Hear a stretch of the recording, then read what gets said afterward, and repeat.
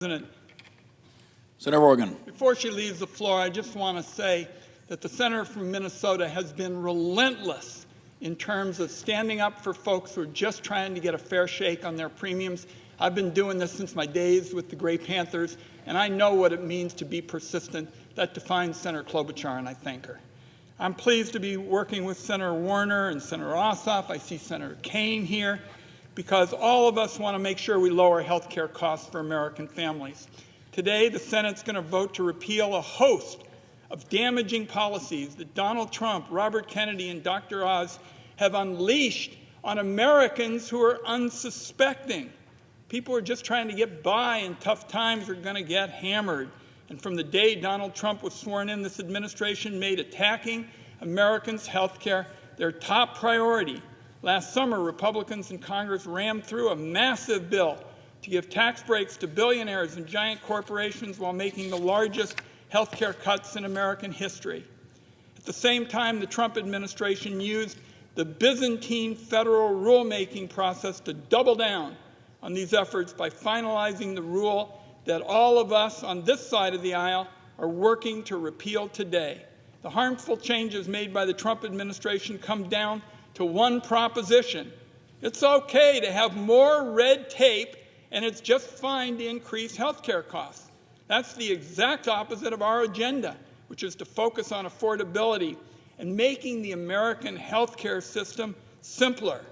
I'm going to just tick through a couple of the worst examples to illustrate why these rules need to be junked. First, the Trump rules will increase what American families have to pay out of pocket each year by nearly $1,000. So the question becomes, Mr. President, what's the purpose behind that change other than to take money from Americans who are already struggling? The rule adds new fees, such as the new re-enrollment fee that applies to low-income workers. To be clear, that means if you want to keep your health insurance, you got to pay a fee to the government just for the right to keep what you've got. Even by Washington, D.C. standards, I say to my friend from Montana, that just defies common sense. They also create mandatory minimum premiums that are going to cause millions to lose their coverage. Now, Republicans say that these fees are aimed at reducing fraud. There's just no evidence to back it up. My view has been, ever since my days with the Gray Panthers, and my friend from Virginia knows about this, I say any fraud is too much. But the numbers are clear. The vast majority of fraud in health care is conducted by shady insurance brokers who are looking to make a fast buck through commissions from phony enrollments, not working Americans looking to buy health care. So I've introduced legislation to create tough criminal penalties for these insurance brokers. So make no mistake about it, Senator Kaine, there's something we ought to be doing to root out fraud. Let's go after these insurance brokers with tough criminal penalties. I've been talking to Republicans to ask them to join as co-sponsors, and they haven't been willing really to give us the time of day.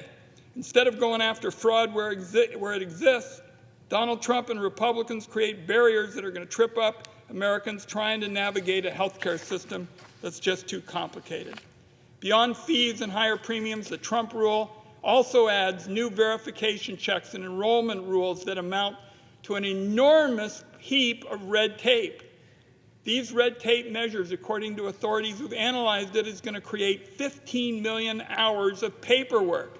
1.8 million people are going to lose their coverage as they try to navigate this never land of a maze of health care rules. These types of changes are right out of the playbook of big insurance, because they create barriers and bureaucratic hurdles so they keep more of your money while denying working families basic health care. It's no secret that Americans have had a belly full of a health care system that gets in their way at every turn. It's time for Republicans to do the right thing and join with Democrats to lower Americans' health care costs instead of creating new cost barriers and red tape restrictions. They can help those families by voting with us today. I urge my colleagues to support Senator Warner and Senator Ossoff, Senator Klobuchar, Senator Kaine.